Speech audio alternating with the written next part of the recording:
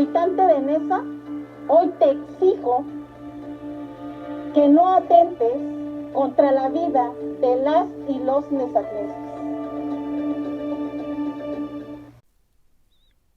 El año pasado, en 2020, volvió a suceder. Un adolescente interno dentro del albergue infantil del sistema municipal DIF Nezahualcóyotl fue violentado sexualmente en esas instalaciones ubicadas dentro de la sede principal del DIF Nesa en la colonia José Vicente Villada.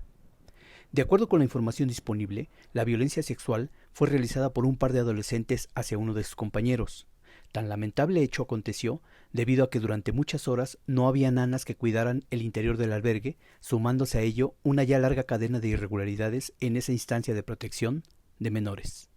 Hasta donde se sabe, la actual procuradora del DIF Nesa, licenciada Mónica Arbizu Rodríguez, ordenó a la asesora jurídica, licenciada Alma María Varela Bravo, acudir al MP de adolescentes a denunciar el incidente, conociéndose también que paralelamente, aun cuando la investigación ni siquiera iniciaba, se despidió de inmediato a la encargada formal del albergue, en tanto que el menor agredido fue enviado al DIF Toluca sin que hasta la fecha se haya informado oficialmente nada de ese incidente.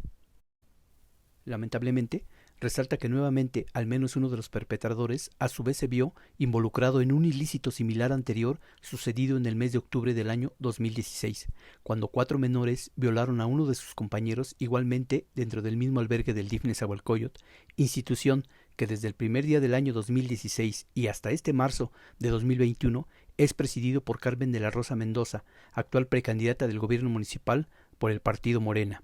siendo entonces director y procurador Ricardo Armando Ordiano Pérez y María Guadalupe Hernández Guzmán respectivamente, por lo que esta última en su momento acudió a denunciar los hechos ante el Ministerio Público especializado en adolescentes en Floresta, según consta en la carpeta de investigación que muestro.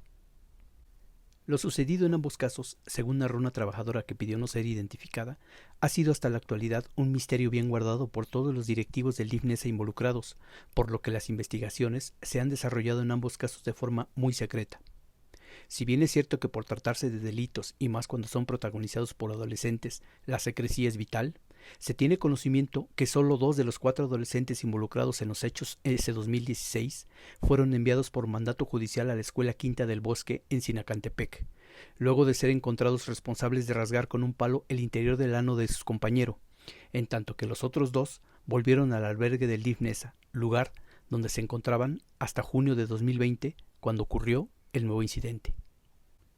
Es indiscutible que en ambas historias se movieron intereses al más alto nivel, municipal, estatal e incluso federal, pues como se logró saber respecto a los hechos sucedidos en octubre de 2016, solo 2 de los 4 adolescentes infractores afrontaron responsabilidades legales, pero los funcionarios y autoridades responsables del DIF Nesa, Carmen de la Rosa Mendoza, Ricardo Armando Ordiano Pérez y María Guadalupe Hernández Guzmán, presidenta, director y procuradora respectivamente, debieron ser investigados, entre otros presuntos delitos, por asumir una actitud de negligencia de sus responsabilidades oficiales, lo que permitió sucedieran los deplorables hechos justo en el lugar que debía garantizar la integridad de los menores bajo su cargo.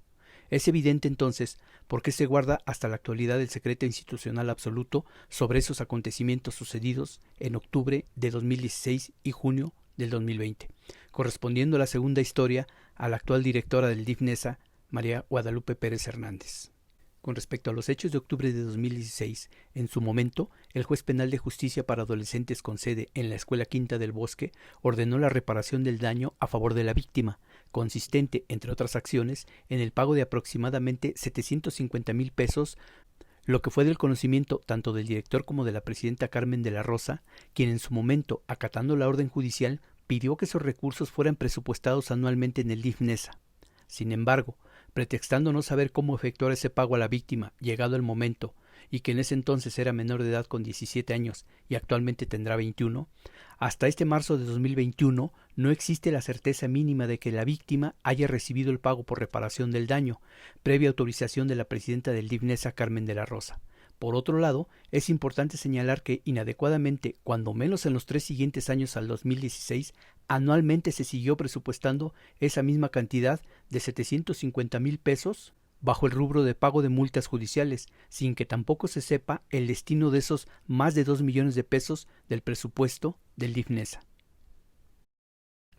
En razón de lo anterior, entrevisté en diciembre de 2020 al exlegislador Armando Soto, quien con tal investidura promovió ante el Congreso de la Unión en 2016 la iniciativa de modificación y adición a los artículos 335 y 336 del Código Penal Federal, que obliga a la reparación del daño a las víctimas, afirmando que, de acuerdo al resultado jurídico fallado, al menos en el primer caso, la institución llamada Sistema Municipal DIF Nezahualcóyotl debió haber presupuestado y abierto una cuenta bancaria para depositar los recursos monetarios correspondientes por concepto de reparación del daño sucedido al interior de sus instalaciones, recursos que por ley deben ser entregados con los respectivos intereses generados una vez que la víctima abandone la custodia oficial, que en este caso pudo ser por mayoría de edad al interior de esa u otra instancia oficial.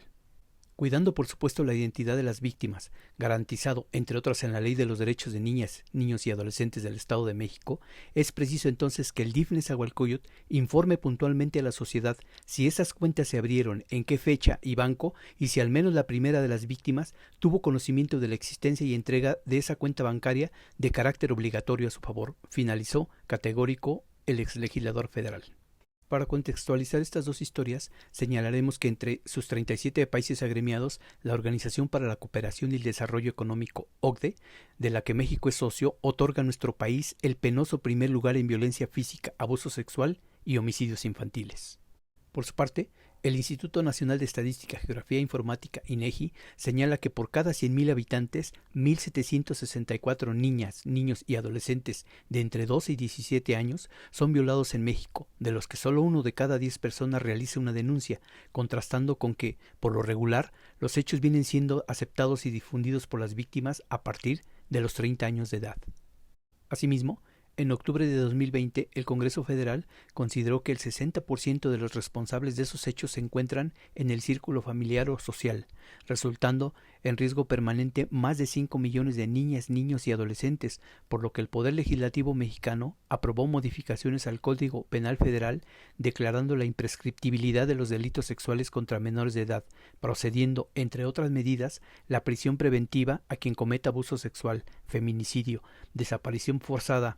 el uso de programas sociales con fines electorales y la corrupción, tratándose de enriquecimiento ilícito y el abuso en el ejercicio de funciones públicas.